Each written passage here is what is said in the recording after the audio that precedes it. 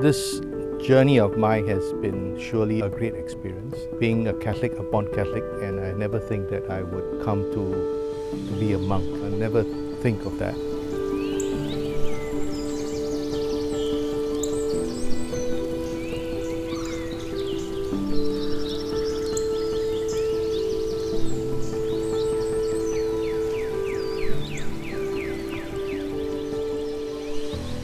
It has given me a great experience in learning the essence of dharma, which has brought lots of answers and lights to the tunnel for me in all the trauma that I've been through over the years. It has given me a sense of belonging, which I have not had that belonging essence for a long time. I've not found that inner peace of myself, of knowing who I am over the years. I think I'm able to realize because of the enlightenment and the enrichment in monk life has given me. It has tremendously taught me to basically going back to basics that I have never even think of. For example, going through monk life, I would not call it a hardship, but to put it in a simple layman term is trying to be as simple, living life as simple. Example, in the days that I am living in my current life, like example, as in one good example is sleeping. I usually has a very habit of make sure that I have a very good pillow to support me during my good night rest. But during this monk life, when we are going through the forest, going through our sleep patterns, there was no pillow. We got to basically live with what we have. And I had to make my own self pillows from my clothes and from my jivons and trying to make as comfort as I am. And there I am going through it for 5 nights without even thinking that I had no pillows on my neck and I did not have any pains and nothing at all. So that is basically teaching the very essence of basic in life could be that we as business leaders have basically forgotten or taken advantage of lifestyle.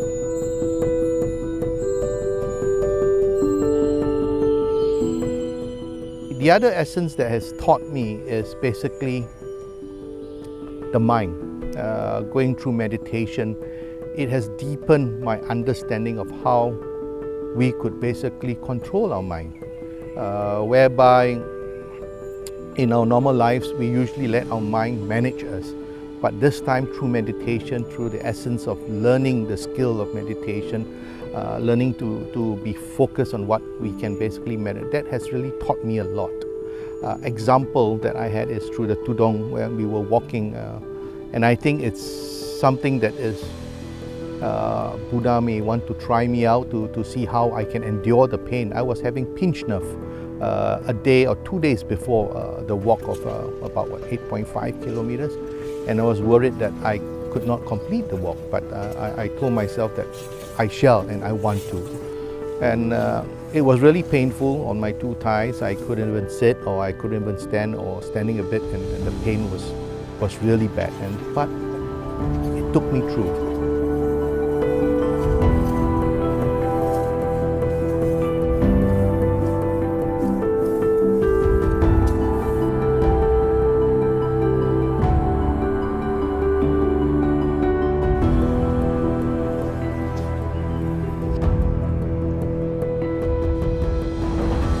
By basically getting the mind to control, me to control the mind.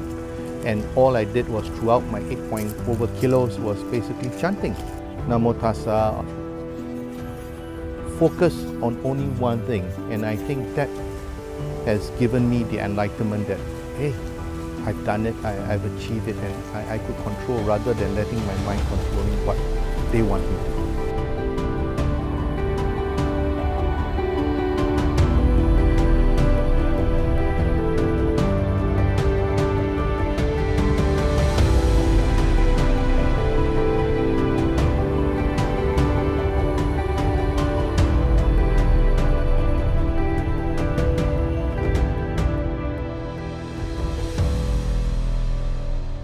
The last doesn't only teach you about Buddhism or Dharma, but it basically bringing people at our level, knowing what is important and what are the core values of our life that we have been misused.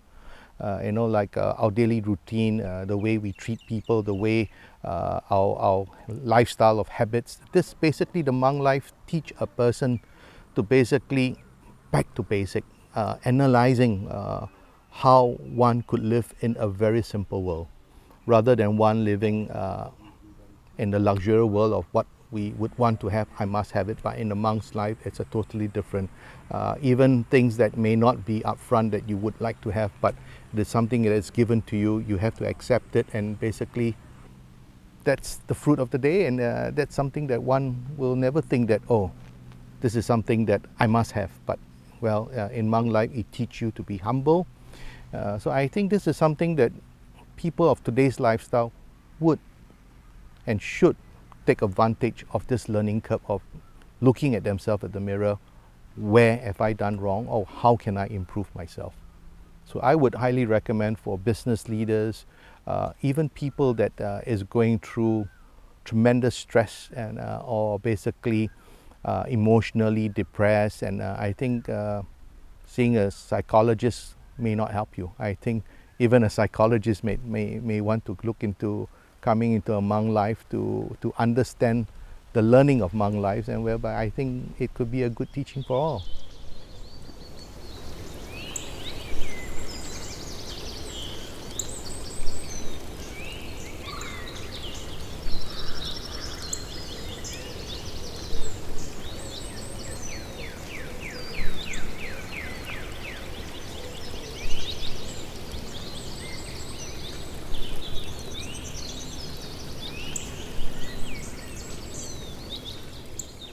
I think the first thing is that I've learned from Lompi Nick is that was one of my questions to him, who is one of our teaching monks, is how can we sustain ourselves after returning back to our normal life?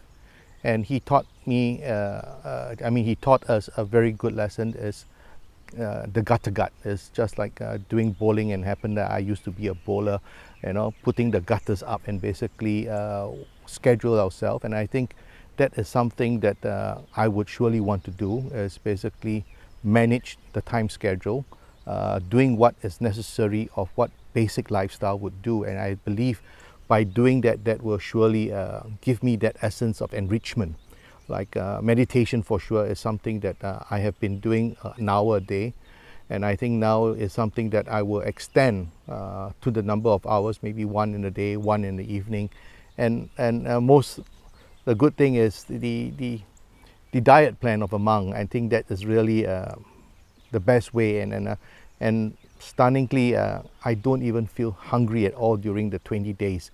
Never even think of dinner meals. I think this is something of a good habit in terms of well-being, and this is something that I really would like to take it back to my daily life. And eating, cleaning up your own dishes, things like this is something that we laymen sometimes overrun it and we forget.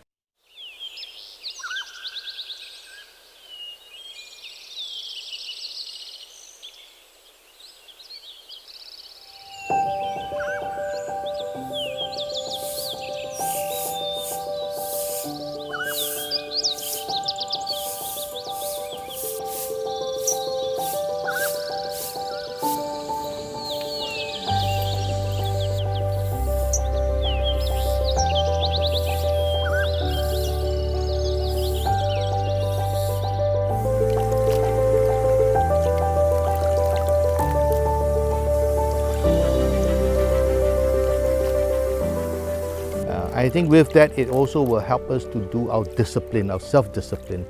And that is something that I've learned over this 20 days, is basically looking at myself at the mirror and asking, hey, Anthony, have you done this before? Why have you not been doing it?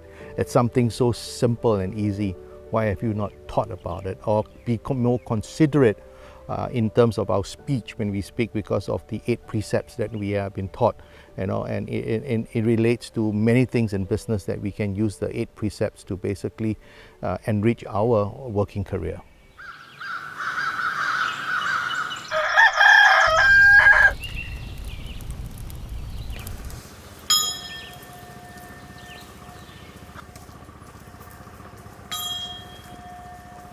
The last thing that really touched me, as I shared in my last interview, was the arms round. That has really taken, and emotionally it hits me a lot even to today, looking at during the rounds, early in the morning, looking at the lay people at Chiang Mai, that they basically put in so much effort to do their merits and to get their boon. And this is something that I don't think we have realized what we have.